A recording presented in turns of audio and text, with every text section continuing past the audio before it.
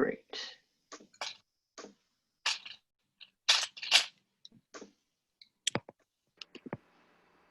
Cool. So here we are. We are presenting on the sociology of violence in the current context. Yeah, and it's by us. So first, we thought it would be a good idea to start with a quick background of the current events. Obviously, we all know that everything happening right now is not a new problem, and it's a systemic issue, but we thought we should talk about what recently sparked all the protesting happening nationally and globally. So first, some statistics. Black people are 3 times more likely to be killed by police than white people, yet are 1.3 times less likely to be armed than white people. And 99% of murders committed by the police from 2013 to 2019 have not resulted in the officers being charged with the crime. So that's just some stats on the systemic issue occurring. But more recently, as we all know, George Floyd was murdered on May 25th, 2020 by a police officer in Minneapolis named Derek Chauvin, I think. And that sparked over 450 major Black Lives Matter protests across the US and other countries. And again, although we all know that George Floyd is obviously not the only Black person that was murdered by the police, like the protests are now mentioning Breonna Taylor, Tony McDade, Ahmaud Arbery. I think that the murder of George Floyd is what sparked everything currently, although obviously he's not the only one. And now, just another little thing about current events. The Minneapolis City Council recently unanimously voted to replace police with a community-led model. And one of the council members from Minneapolis said that they acknowledge that the current system is not reformable and that they would like to end the current policing system as they know it in Minneapolis. So that's a little update on that. So our goal here is to sort of take a lot of the concepts that we learned throughout the course of our semester and attempt to apply it to different elements of the situation that we're sort of dealing with and going through new information coming up day by day. But first we wanted to make sure we, especially for those of you who haven't gotten the chance to take Andrew's topics class in violence, just to outline some key concepts that we learned throughout the course of the semester. So I think a really important thing to address first is with a class that's called violence, it's important to talk about how we're going to define it. And for the purpose of our discussion, I'd say that we can take sort of 2 angles. Keep in mind that these are totally not the only 2 definitions you can have for violence and the 2 kinds of violence that exist per se, but they'll be helpful for what we're talking about. So the first is corporeal violence from Judith Butler's piece, Violence, Mourning, and Politics. So I pulled this quote because I think she says it better than I could. She describes this as a way a primary human vulnerability to other humans is exposed in its most terrifying way, a way in which we are given over without control to the will of another, a way in which life itself can be expunged by the willful action of another. So this is addressing more like what we think of as immediate bodily violence. Somebody being expunged by the willful action of another. You could think of this as murder, which is a more normative way we think about violence. But it's also tied in with the interconnectedness of us being social humans, and the fact that we are connected to each other through social bonds, not just the immediate physical act that's being done. There's also productive violence. And I pulled this quote from an interview that Andrew gave with James Jasper, because I think he says it better than I could. He said, violence is best understood as a productive force. The human relation with nature, which for Marx was the starting point for analysis of production, is one in which the world's transformed in accordance with human desires. And I think the key point there is the transformed. It's about starting with a product and transforming it into something else. And under this sort of umbrella description, you could put agriculture and city development, which, although in the past they haven't been considered in like the normative idea of what violence is, more like murder or spousal abuse would be, but more and more they're being considered violent acts. And a lot of scholars have considered them such for a long time because of the transformative element they have. So some additional points to keep in mind for violence. One is that it's a precondition to a lot of the things we take for granted now. Andrew in this quote says it's a precondition to politics, and a lot of the scholars that we looked at throughout the course of the semester take it as a precondition to society as a whole. Violence being a pre-existing condition for society, and theories about sacrifice and sovereignty and a lot of different things come out of that. Another thing is sort of dauntingly, it's hard for us to escape violence. And some people, including Andrew, argue that we can't. Our goal is to figure out what our productive activity within that violence can be. Not whether or not we engage with violence, but what our violence will look like. Again, there are a lot of different working definitions, but these two specifically address points of transformative elements and the inescapability of violence. So I think that those points and those two different sort of definitions of violence will be helpful to keep in mind.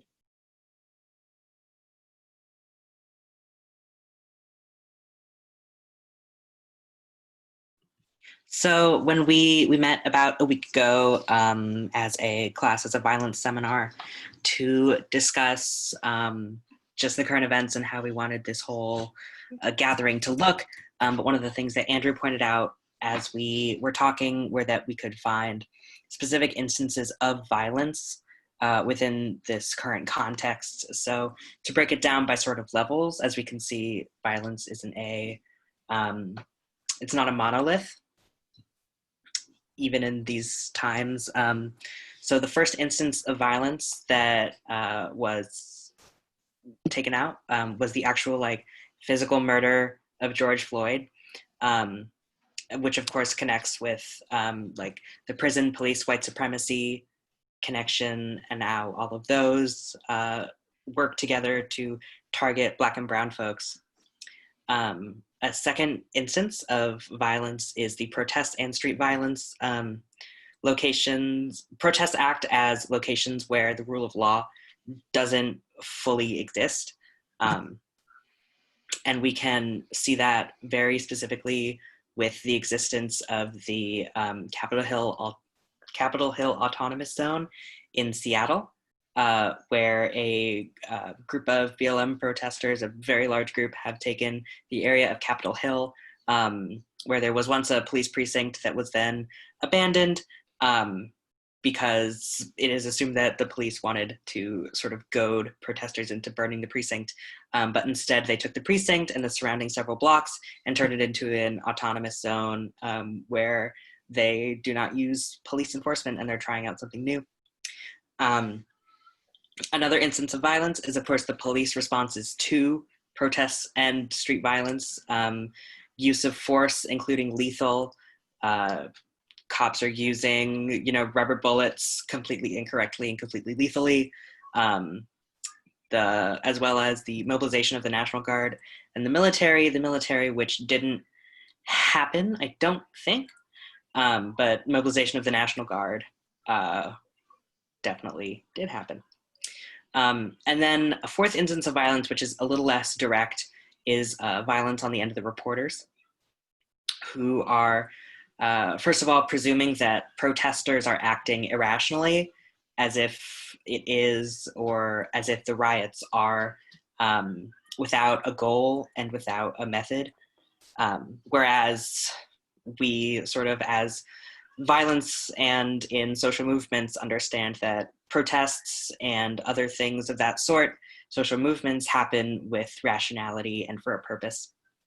And they're also doing a lot of racist gaslighting. I'm sure like there have been a lot of things where Fox News was recently exposed for photoshopping an armed guard into the Capitol Hill Autonomous Zone to make it look more dangerous. The media censoring acts of violence by the police, and overall just like gaslighting the population as to what exactly is happening at these protests.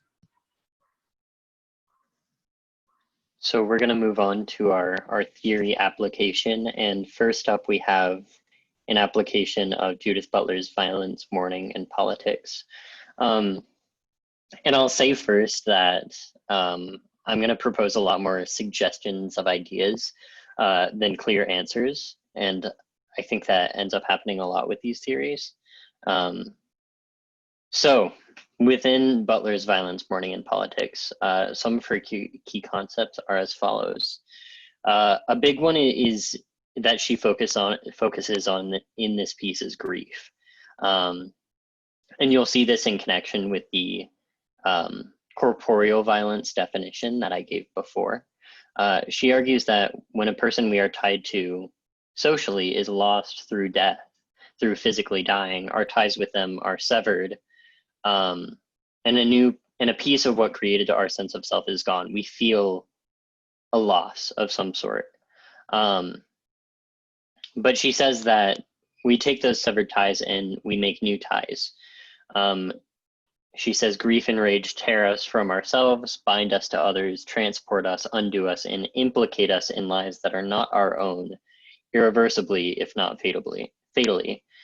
So it's not just grief in the sense of feeling a loss for somebody, but it's grief as a transformative element.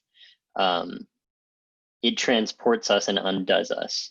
And it reveals that we are involved with all these people who we may not feel like we are truly involved with, but we are implicated in lives that are not our own in a variety of ways.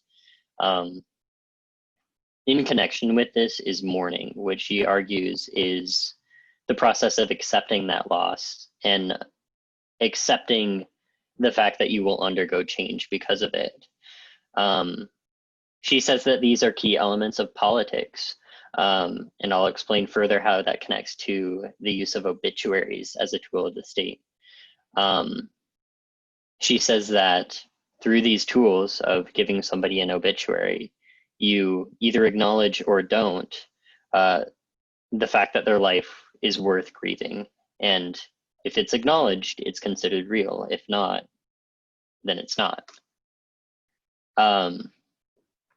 So in terms of thinking of the implication in one another's lives, how does that play out in the cases of George Floyd, Ahmaud Arbery, Breonna Taylor, Tony McDade, and so many others? I argue that in a sense, the utilization of social media and accessible video devices, such as that which was used to capture George Floyd's death and Ahmaud Arbery's death, it forces us white and non-Black folks to recognize our implication in lives that are not our own and the reality of a situation that Black folks have been aware of for a long time. And right now we're seeing this convene in a wider popular consensus on messages of participation in and dismantling of systematic oppression through the nation in a way experiencing this grief, not in the same way that the folks of George Floyd's community are. We can't ignore anymore our implication in the lives around us and what our action or inaction means for their lives. So another element she talks about, which I briefly mentioned before, is the obituary. And she talks about this in the context of 9/11 specifically. Through that situation, she sees that it's the ability to acknowledge a life. If there's no obituary, then the life is rendered non-real. In 9/11, queer victims weren't acknowledged for years and years after the events of 9/11. And the thousands and thousands of dead citizens from Iraq and other countries in successive wars that still lead up to today are never acknowledged in American obituaries, because they can't be, because in acknowledging them through an obituary, the state of America would be recognizing them as real and then admitting their war crimes. Prior, I've connected this idea of the obituary to Martin Luther King Jr. and saying that he shows an interesting example of this. His life wasn't invisibilized by not having an obituary, but in the modern day is rather transformed through a misremembrance of what he stood for. People tend to remember him for his moderate politics, which for the most part he did not hold, citing speeches like "I have a dream" rather than letters like "Letter from a Birmingham Jail," and using Martin Luther King Jr.'s image and ideas, or repurposed ideas, to legitimize their moderacy. And examples of that would be like this tweet from the FBI that they tweeted on the last anniversary of Martin Luther King Jr. Day. Even though the FBI was intimately involved in the harassment of MLK throughout his life. And I would say we see this same sort of misremembrance repeatedly in reference to the Black Lives Matter movement, and the transformation of the figure of George Floyd. There's been a wide utilization of the name of George Floyd and the Black Lives Matter movement as a means of virtue signaling and performing wokeness by companies, rather than truly acknowledging their implication in the system that they're talking about. For instance, Fox News, which Gray just mentioned earlier, and Amazon, who is known for systemically abusing and exploiting communities around the world.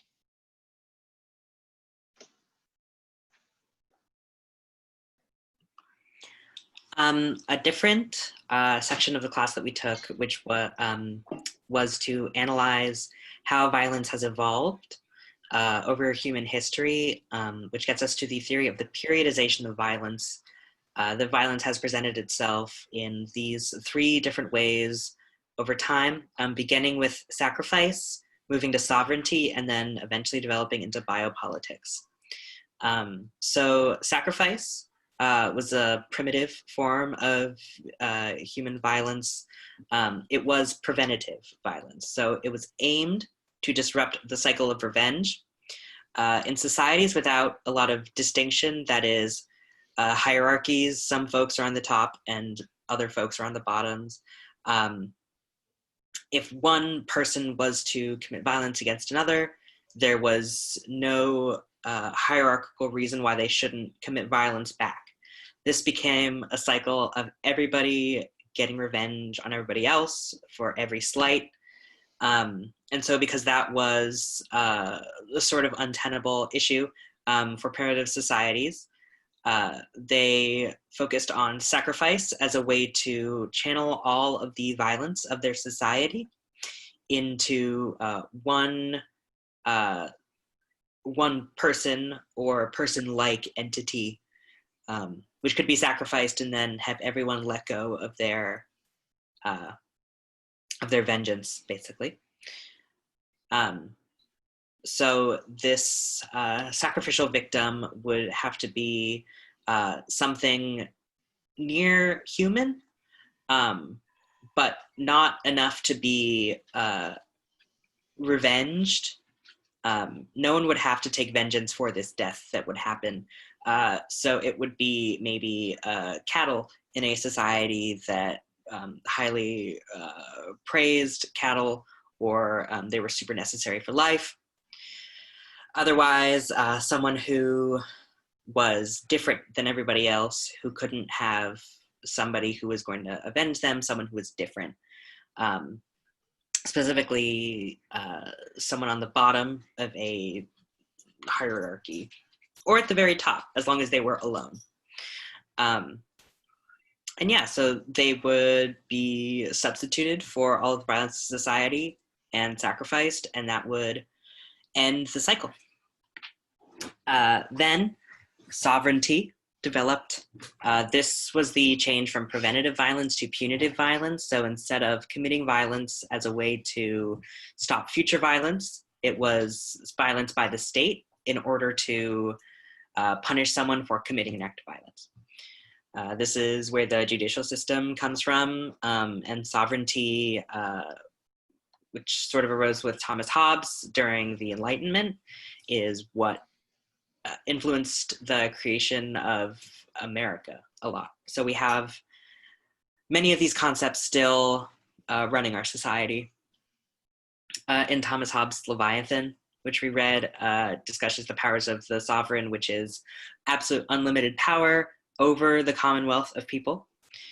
And any violence that the sovereign commits is not necessarily violence because it is committed by the sovereign and therefore legitimate. What defines a sovereign is the power of exception. So we can, well, no, sorry. Basically, no matter what, as long as the sovereign is able to make the final decision, that is what makes them sovereign. And the phrase that we have been using to talk about sovereignty is let live and make die. So the sovereign had power over life and death, but more specifically death. Yeah. So after sovereignty, we as a society moved on to biopolitics, and I made a typo there. The difference between sovereignty and biopolitics is while sovereignty was let live and make die, biopolitics is make live and let die. It's focused on the optimization of people and society.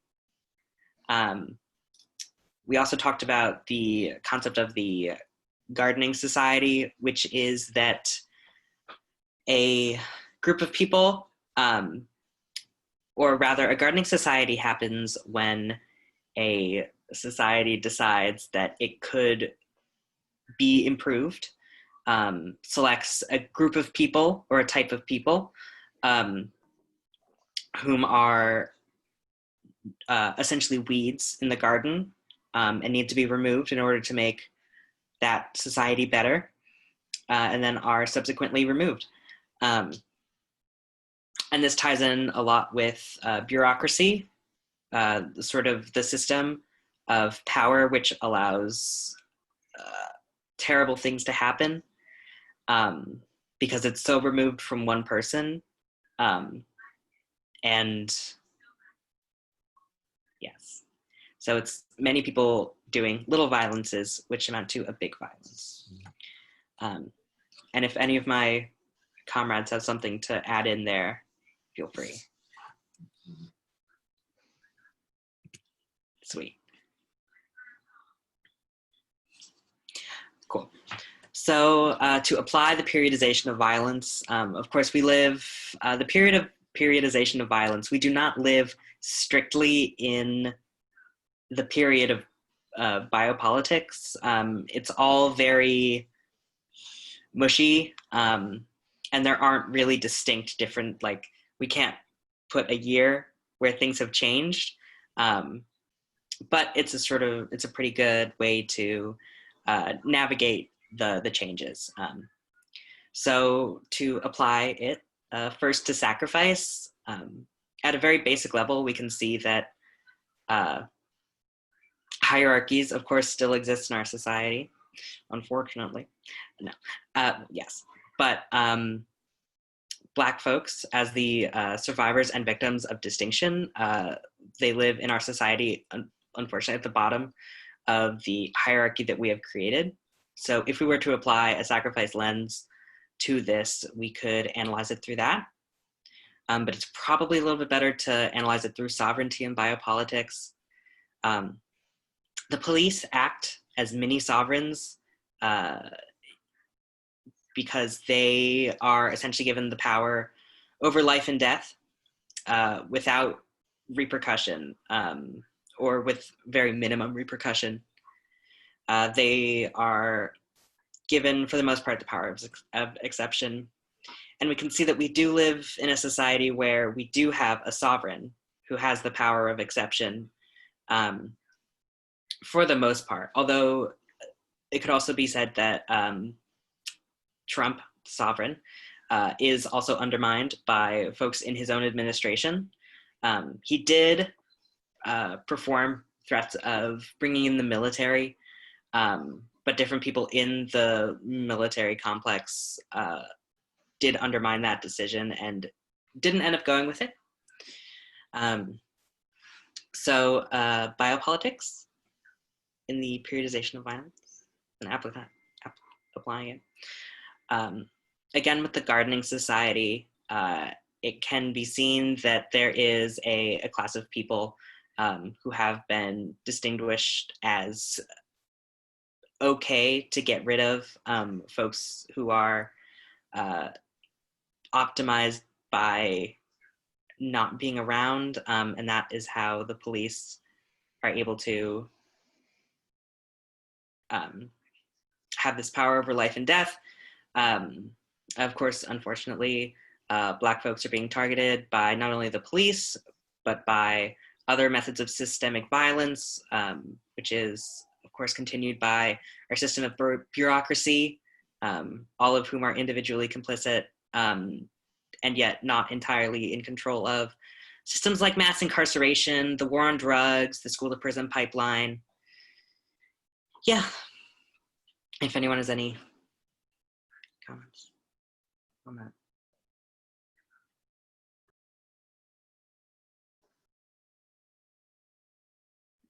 So now for the application of Fanon with the current events. So in class, we read the first chapter, which was concerning violence. And there's a lot of key concepts in that chapter that are applicable. But I just chose one or two for now. But I think this would be a great reading to revisit in terms of application, because it's so dense and there's a lot that we could apply to everything. But to start, decolonization is a key concept in this reading. And basically, that liberation cannot occur without violence. Essentially, decolonization is best understood as a process of a sovereign replacement, so replacing one sovereign with another. And the first sentence of the first chapter of the book is national liberation, national renaissance, the restoration of nationhood to the people, commonwealth. Whatever may be the headings used or the new formulas introduced, decolonization is always a violent phenomenon. And basically, Fanon believes this because if colonization was a violent process, decolonization, liberation cannot be nonviolent, and it's hypocritical, or it's a double standard to think otherwise, because if the expectation that the colonized, if the colonized are expected to achieve liberation through nonviolent means, that's hypocritical because colonization was a violent process. So the application for that, so obviously we're saying that police are violent towards Black people, and you see this with statistics, you see this everywhere. That's a fact. So how can the liberation of Black people be nonviolent when violence is committed towards them? And I think that we see this a lot in media and social media, and how people are very quick to call out protests that are not necessarily considered peaceful.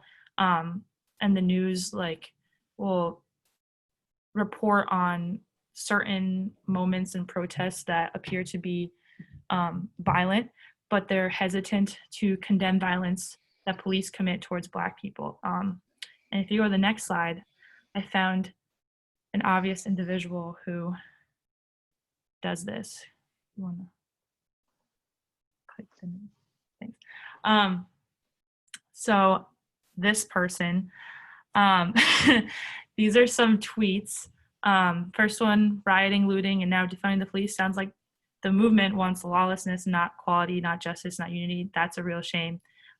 It's like she won't condemn the systemic violence and racism that are occurring towards Black people from the police, the whole police system, but if you go to her Twitter, it's like every single thing is about the protesting, that even though most protesting is peaceful, but the instances where it's not, and it's a double standard, and Fanon, I think, calls that out. So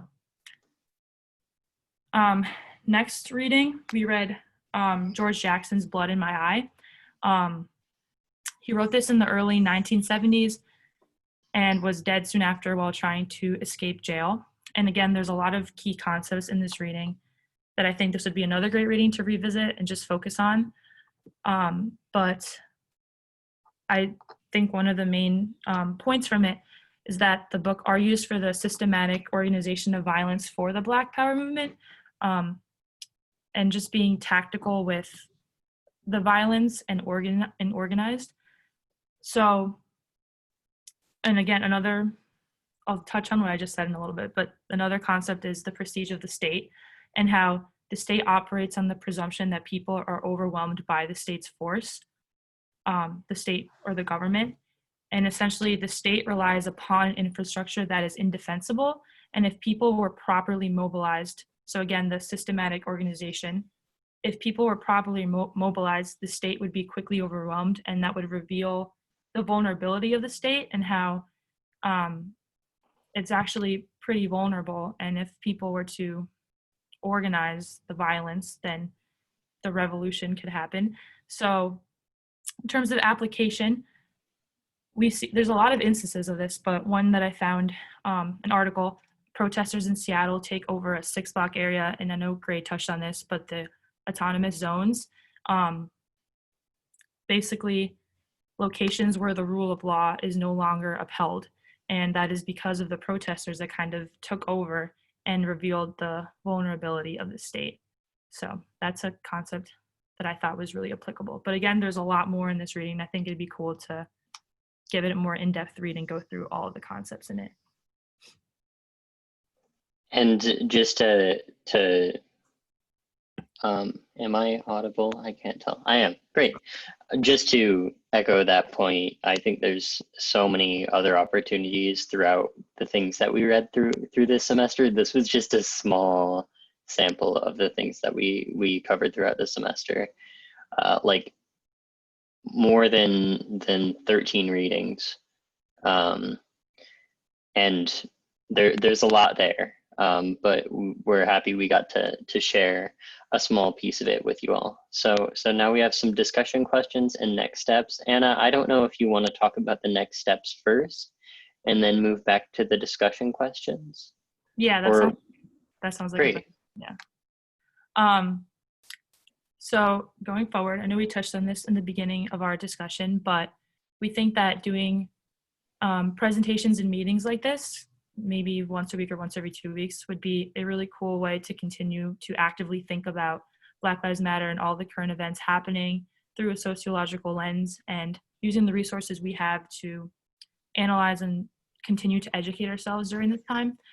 I know that your class probably had, because I never took the social movement class, so there's other theories that you all have learned about that are applicable that you're probably thinking about.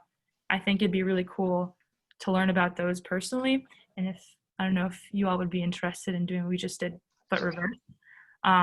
So we can talk about that after. And also opening up the conversation, or at least accessibility to these meetings to other people who may not be a sociology major.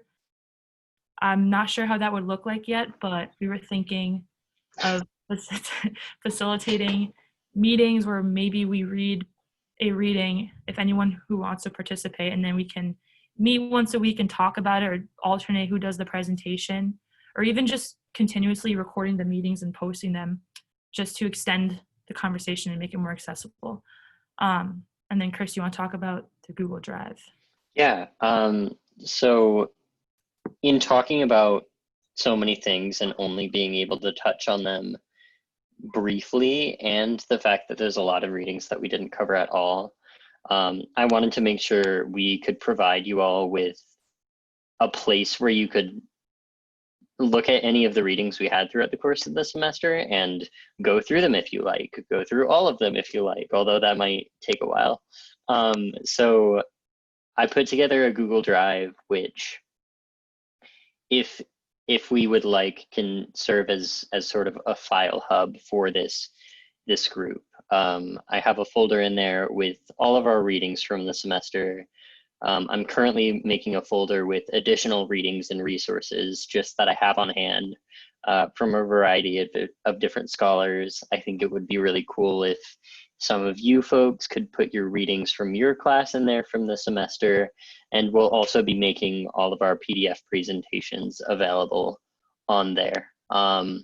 Before we all leave, I'll make sure to post the link so you all can access it. Once you have the link, you're able to post any files in there that you want. Feel free to use the additional readings section to post any PDFs of readings you may have that you think are intriguing or relevant on any topics. If there end up being a ton in there, I'll probably organize them more. But yeah, I'm hoping that can be useful for us as a cooperative group. And I really want to make sure that people aren't having to go out and buy things necessarily in order to engage with this material. That's really important to me. So I'm going to stop sharing this now, but I'll show you these questions now and post them in the chat so we can keep talking. So we've got 2 questions. Is there anywhere where you see room for improvement in our analysis? We really wanted to make sure we were open to your criticism in case you feel like we didn't handle something fairly. And which theory did you think was the most applicable, or which theory really stuck out with you? Yeah. And hi, Malik. Hi.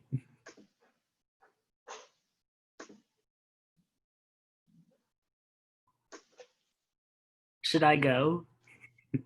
Sure. Yeah, go for it. Yeah, hi everyone. Sorry I'm late. But yeah, I mean, I wasn't here for the whole thing, but I think there was something that Anna was talking about. Is it Anna or Anna? Anna, you got it. Anna? Okay, cool. Yeah, about just like the because I'm a journalism major as well, and so thinking about the media a lot in regards to this, and like the fact that there's less criticism on the police than there is on violent protesters when the police are just as violent but on human lives. And then the also the idea that like in order for the liberation to happen, it has to be violent. Like I thought that was something that really stuck with me, just because like I think people think that this should be 100% peaceful and there shouldn't be any issues in regards to protesting or fixing all of the systemic racism. But it really is interesting to hear that like it almost could never be exactly that. And so yeah, I feel like for me those 2 things, and then going back to the media, like I've just been thinking about so many things in regards to this whole time, but just like the fact that the media like did a horrible job in my opinion of like coverage of protesters and like conversations on looting.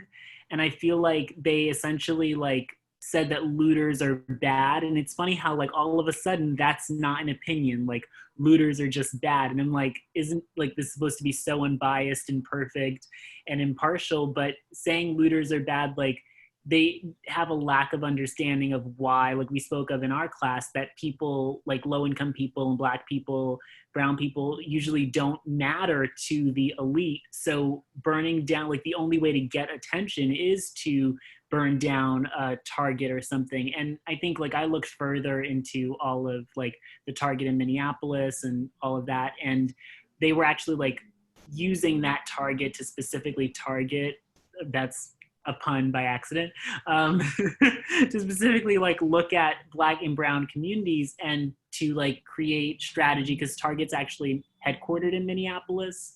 And so to sort of like make strategy for the country, and was working with Minneapolis Police Department, giving money apparently to like police departments across the country. And so that Target specifically did not like feel like most Black people in the community didn't feel good about that Target, from what I learned. And so I just think that there's like a lack of, you know, explanation, and why is it that people are in such a bad community that like they feel a need to burn down a place, but also like a reporter was saying, don't, like literally a reporter went off on just like, don't burn down this grocery store because we don't know that it's going to be replaced when you do that. And the thing is, like, why are people in a place where if they burn down one grocery store, there's not another one that they could go to? Why are people in a place that they don't have all the resources they need, that they feel like, oh, Target's being looted, I should run in and grab a lamp? Like, why is it that people can't afford the things that they need? And so I think that that's just a whole nother issue, but it's all systemic, and I loved what I saw of the presentation. Thanks, Malik.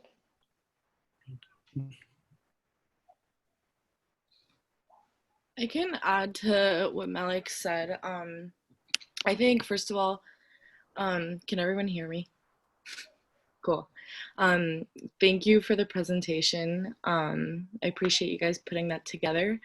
I think the concepts that we cover in both of our classes are both really timely and can build really well off of each other, because a lot of the conversations concerning violence that we focused on in our classes was it's, using violence as a productive and creative force in social movements in Black liberation traditions. And I think the resurgence in rioting and looting that we've seen in the discourse around that has like really brought me back to a lot of these conversations we had in class, primarily the legitimacy of looting as a political social change tactic. I think in like the popular American imagination, like we really favor nonviolence, we glorify movement, and as soon as people engage in tactics like rioting and looting, their movement and demands are, immediately delegitimized. But I think the fact that Minneapolis, being the only city that has like successfully burnt down a police precinct in a really long time, the fact that that was the city where they achieved defunding the police, like actually like shows the opposite, that even though state, is the only entity that has legitimate use of violence, the reality of the effectiveness of violence actually, tells us very differently that violence is actually a really legitimate method. And, to speak specifically to the example of the Target, like that Target funded the Minneapolis Police Department and also refused to let protesters in when they needed supplies after being tear gassed. So, in fact, like a lot of the places being looted actually have a direct connection with, either the conditions of poverty or violence that people are experiencing in their communities. So, it's become a really viable way to get your point across really directly. And I think like seeing, for me, discourse on Twitter that wasn't maybe nuanced as it like was when violence was like happening in Ferguson has been really interesting to see, like that shift in mentality that, yes, a lot of people are very resistant to it, but even then, like people are in a place of understanding like why that is needful, even if they don't agree with it as a tactic. I just said a lot. It's all great. I can talk.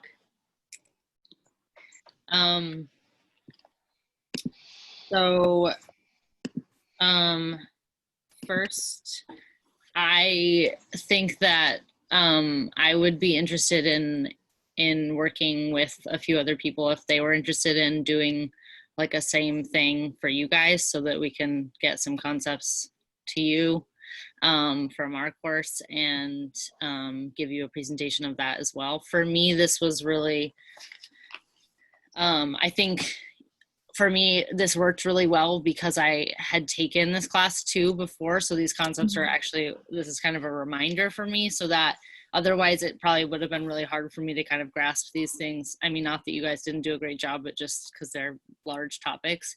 But it was great for me to have like a refresher, and they're so relevant to what we talk about, and so it just flows really nicely. But I think, I think we could do something similar for you guys if other people are interested in that. Just wanted to say that. And also I think that this idea about like making this kind of thing accessible to other populations and to other like groups of people who aren't social majors, or maybe even just like opening up to like community members, I think would be really awesome. I also think I think Anna, you were saying like you kind of like have maybe like a reading, or somebody was saying like do readings and like have meetings about the reading. I think like doing like a book club or reading club or something like that, and then having like someone present on the topics or key concepts or whatever would be really cool. But the things that stuck out to me and like I think are applicable, I thought that the Judith Butler, like I forgot like about these concepts of like grief and mourning, and I think those words have been thrown around a lot in this time, like because of this pandemic, and also because of the rioting and the uprising. And I think that they're just really something so poetic about this piece and her language, and like I don't know, that was like a really beautiful, it feels really beautiful to like talk about these like ties that we have to one another, and that this like energy can be like cut off, but it can also go somewhere else. And that, I don't know, that just felt really like beautiful, and it was a really nice way to like start this conversation. And then I was also thinking about, in terms of the periodization of violence, like in those three different sort of like realms, like it just seems like we might be in like a new one of those, and that it would be interesting to try to like talk through maybe like some ways that we see, because I think that we can see similarities between each of those periods, but also like we probably could come up with some like new like thoughts about like new ideas or like new forms that violence is taking currently. And like I wrote like, are we now in like make live make die time, which like I don't know if that resonates with anybody, but that was just like a thought I had. And like, yeah, in our class we talked a lot about, we take a historical sort of linear arc of social movements, and it feels like we're always kind of trying to be like, this is a new period, this is a new period. But for me, it's really hard to identify the period. So doing that, I think, is useful and also challenging. And then, yeah, talking about Fanon and this, I guess both Fanon and Jackson, and the idea about like violence being met with violence as like a necessary thing, like the decolonization thing. Like, of course, if we're going to try to decolonize because colonialism was violent, decolonizing has to be violent. And this like idea about tactical violence, and how like Jackson really recognized this like necessity for being really like smart and having really good like tactics, just really resonates with me. And I've really been thinking a lot about that as like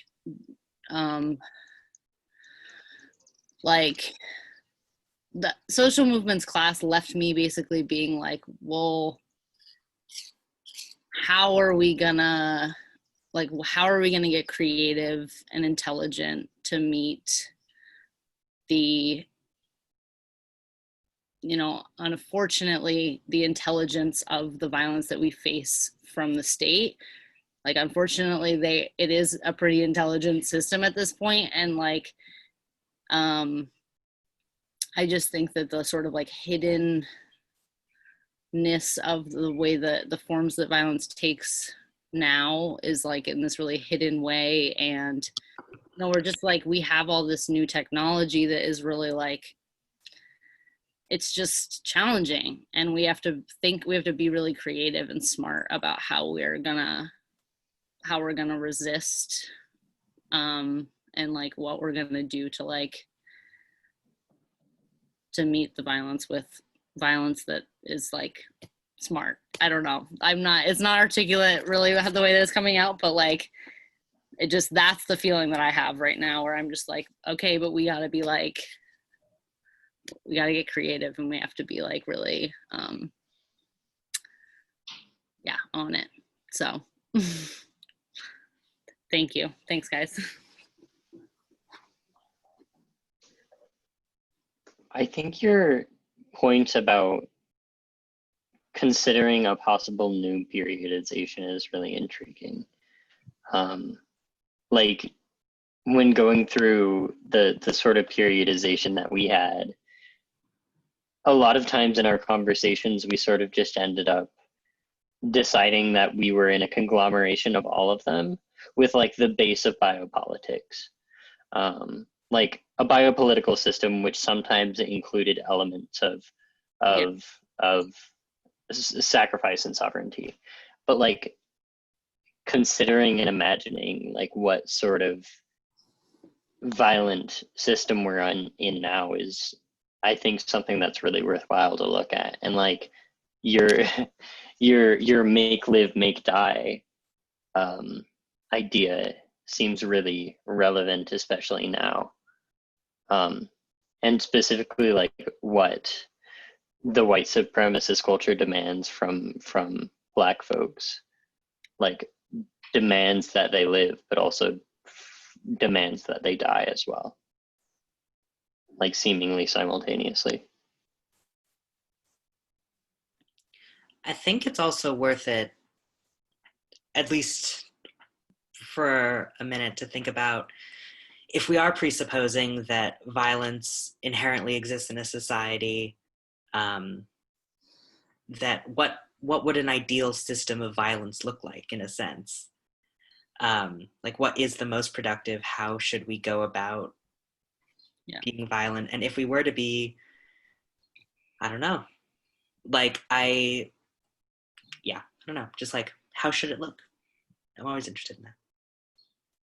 Yeah, because I think we all, after engaging in this work, like can't deny that it's there sort of in everything. And yeah, so trying to imagine how we want to utilize it though, or whatever, make the best case out of it.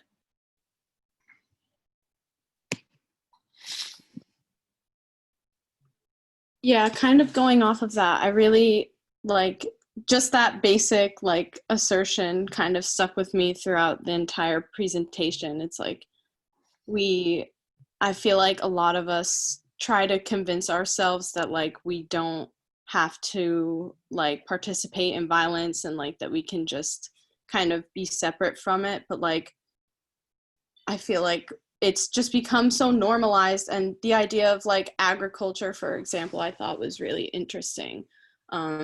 Just because like with veganism like becoming more and more popular, and like their ideas about like violence and the violence that like we kind of like pick and choose where we can use it. I just think that's like really interesting. And also the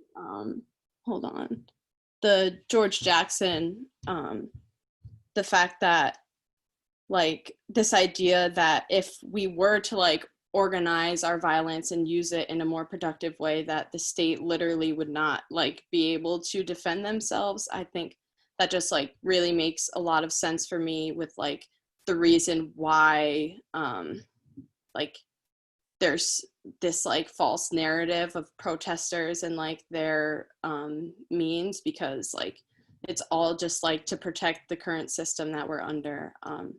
But yeah, thank you so much for the presentation. It's making me want to take the violence seminar eventually. But and for putting all those resources together, I think that's also a great idea. I just second what everyone has said on that. So.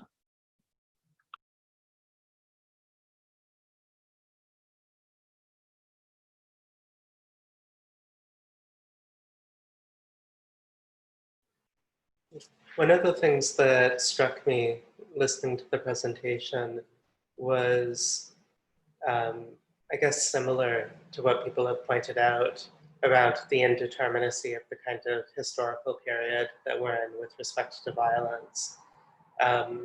So in Gray's presentation, or in Gray's segment of the presentation, they pointed out that like the sacrifice component seemed to be maybe the least present. But we have to remember that sacrificial violence was a strategy for dealing with the problem of mimetic rivalry, right? For dealing with the problem of revenge. So like, if I fuck with you, then one of your friends is gonna fuck with me, and then one of my friends is gonna fuck with them, and so on, right? And sovereign power becomes the way that that problem is ultimately resolved. The sacrifice is the strategy for kind of channeling that violence out of society and putting it into a sacrificial victim. So it makes the war of all against all into a war of all against one, and it binds the community together. But when we think about what happened in Minneapolis, I think that we can see how in some ways what's taking place is a resurgence of a capacity for revenge. You know, the presupposition of sovereign power is nobody's going to avenge its violence. And that, so it's the final word, right? But here you had a popular mobilization that, you know, avenged the murder of George Floyd, you know, that traded violence for violence through the riot and the subsequent street actions. And it put a cost on the state's violence. So what do we say then? Do we say that like this is a resurgence of mimetic rivalry, that it reveals that sovereign power is unstable? And then the question becomes, well, can the people themselves become sovereign and supplant the state through this process? And it seems like maybe that's what's happening, at least in miniature form, in places like the Capitol Hill Autonomous Zone in Seattle. I'm wondering, is it possible to envision that as like a replicable strategy to unsettle sovereign power as it manifests itself, you know, both at the level of the state, but also at the level of the individual police forces?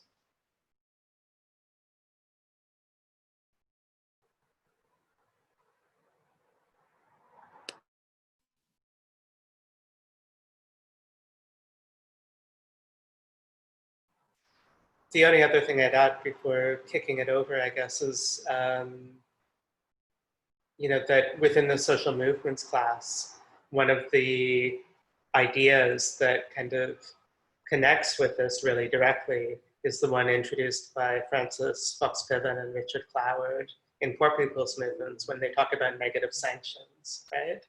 Where if you're not in a position to be recognized, and if you don't have access to the level of powers, then the one way that you can impose a negative sanction on the state is to withdraw your consent from participating in civic conduct.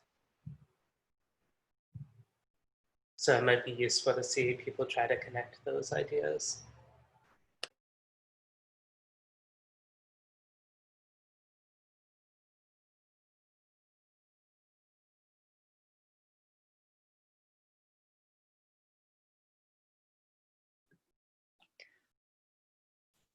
Well, with that all in mind, how does everybody feel about sitting down right now and trying to schedule a second meeting where the social movements class can make a presentation?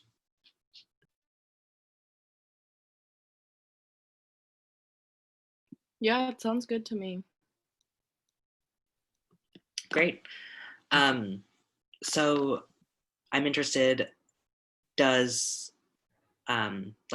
Monday nights at this time like work for everybody on a rolling basis? It's pretty good. Yes. Great. We should probably, like, with whoever we're going to extend it to, like, even just like the rest of our classes that aren't here, we should probably ask them. But like, for if we're going to like decide to do it at a certain time, but I'm good for Mondays. Great. Yeah, I mean, finding a time for every single person is always really challenging. But An additional useful question might be, do we have contact information for, like, in email for everybody in both our classes? I know that on our end, we have emails for everybody that was in our violence class. Is the same true for you folks? Yeah, we have a group me. we Great. also have, we have phone numbers and emails, I think, from everyone. Awesome. So And in did order, the email that I sent out for this meeting, that list has the emails of that's every- inclusive of everybody? Great. So in order to make sure our next meeting is as inclusive for everybody in both our classes as possible, at some point tomorrow, I could put together just a basic poll, polling for next week when the best times to meet might be. And then we can just base whenever we're meeting on which day and time has the best response. Does that sound good? Just so we can include as many as possible. That sounds good. Great. Great. And I know we had been talking about sort of building this out by reaching out to other folks. Daniela was in touch with me earlier today asking about extending an invitation to particular folks who'd be especially interested, having taken the two courses that are kind of the foundation for this discussion before. So I don't know, Daniela, did you want to make that inquiry to the group? Or? Yeah, I was just in dialogue with one particular person. I don't know if you guys know Tali. She's taken both of these classes, or maybe just social movements. No, I believe. she was in violence with you. Yeah, Oh my gosh. She totally was. My bad. she was also in social movements with Gray and I Yeah, when we took yeah. it. I just had her particularly in mind because we've just been like texting a lot about what's going on in relation to Andrew's class. But obviously we like should decide that for ourselves before extending an invitation. I've been feeling like she's been missing. I feel like she should be here. Okay, well, if it's all right with everybody, I told her I'd let her know after this first meeting, whether she could like join live or we would share the recordings with her. But yeah, I would just love to like get a consensus from people before moving forward. Yeah, I think it would be pretty safe to say that for this meeting and our next meeting, like anybody who's taken either and or both of these classes would be welcome to join at any point, since they have since they would be on the same page as us, and then going forward we can work on including broader and broader. Daniela, if you want to send me Tali's email, I can make sure she's included on that poll that's sent out, if you just want to put it in the chat or something. Yeah, for sure. We can also, taking a note from the social movements class, we could, in theory, create a group me for this new sort of seminar that we have going on, if that's a little bit more accessible than email for some people. Cool. I could also see if I can include that as like an option on the poll, like answer, would group me be good for you, and then answer available times. Like I can see if I can make that work, and then go about putting that together. Thanks, Daniela. I mean, my general impression is that, you know, the goal of getting this to be a much broader discussion is a really good one, but I think that until folks have a bit of a collective sense about like how you want that to proceed, that like keeping it a bit smaller so that people have kind of like a shared perspective and then can build it out together, might make it a little bit less chaotic. The other thing I wanted to mention to this group is that during the meeting that I had with folks from the violence seminar, I guess last week, or like not last Thursday, but the Thursday prior, you know, a lot of folks were talking about like how to translate analysis into action, you know, and people were really talking about the urgent need that was felt to, you know, to participate in whatever capacity in this moment that's unfolding, whether that was like participating in street actions or whatever else. And then within the context of that discussion, particular concerns were raised by white people about like the role of white people in a struggle like this. So one of the readings that I recommended that people could look at thinking about like what political orientation for the work of Alliance and Coalition for White People might be is an edited collection put together by Cindy Milstein called Taking Sides. And there's a cheap ebook version of it online right now that I encouraged folks in the violence seminar to pick up and check out. So there's no homework, like there's no me telling you when you should read this by or if you would want to look at it. But if this is a question that's of interest to people within the social movements class as well, it might be like one of those things that you could add to the list for like a reading group or discussion group going forward, kind of coming out of this cluster.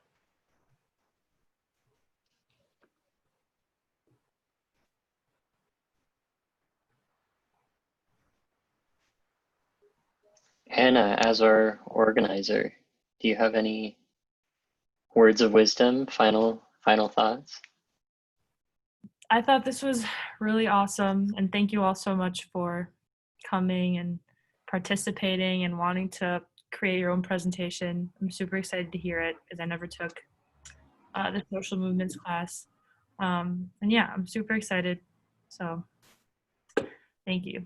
And also, even though like I was the one that reached out, like this wouldn't have happened at all without all of you. So I don't want to take any credit for it. Big sum, just a little. Take the credit. Just like at least a little. It's a treat.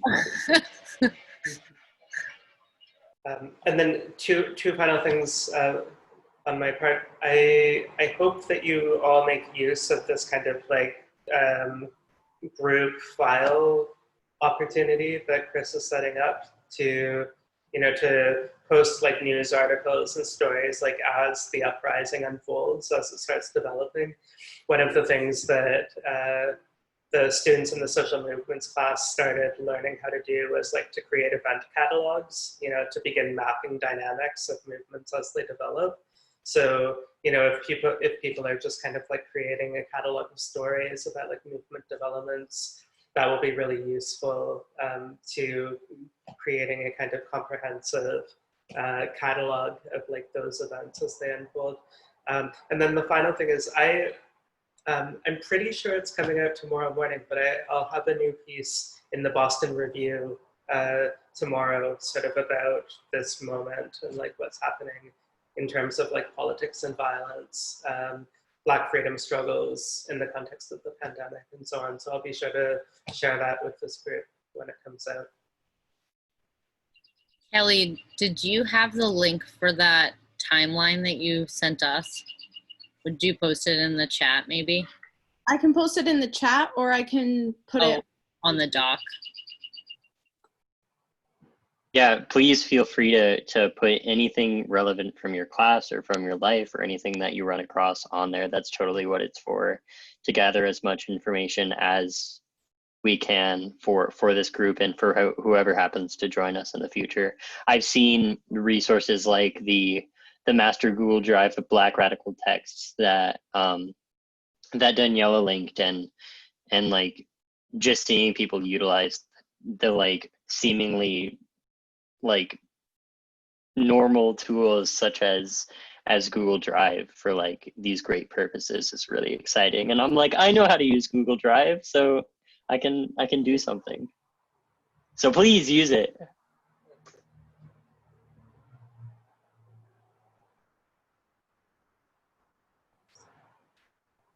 Anything else? We can call it here if everybody's satisfied and excited for next time. I just think you're all so fucking awesome. I mean, I've told some of my colleagues about like what's happening, and they don't believe it.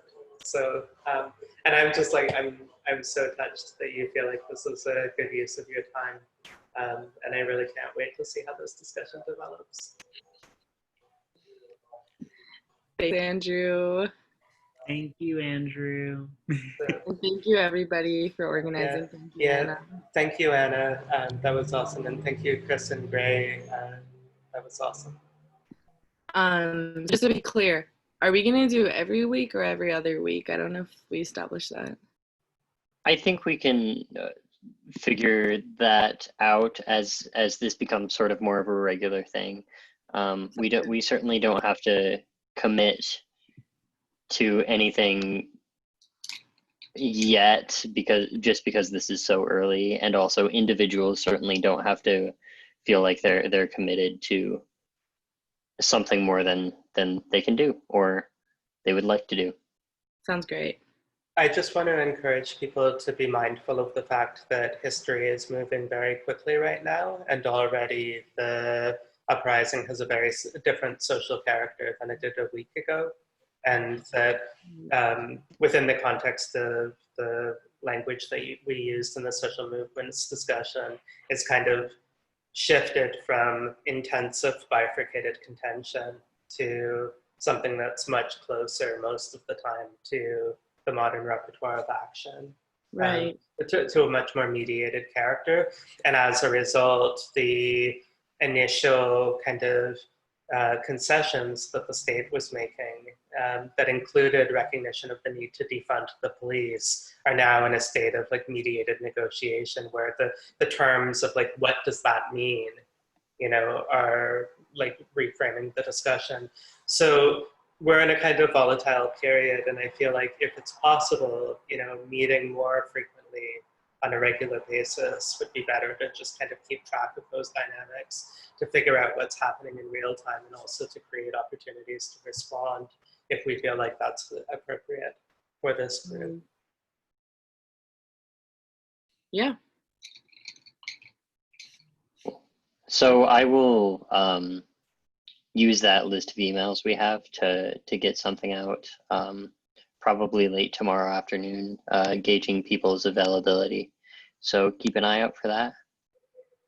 Yeah, and then Chris, Gray, and I will figure out what would be the best way to distribute the recording, or how to share it in the best way.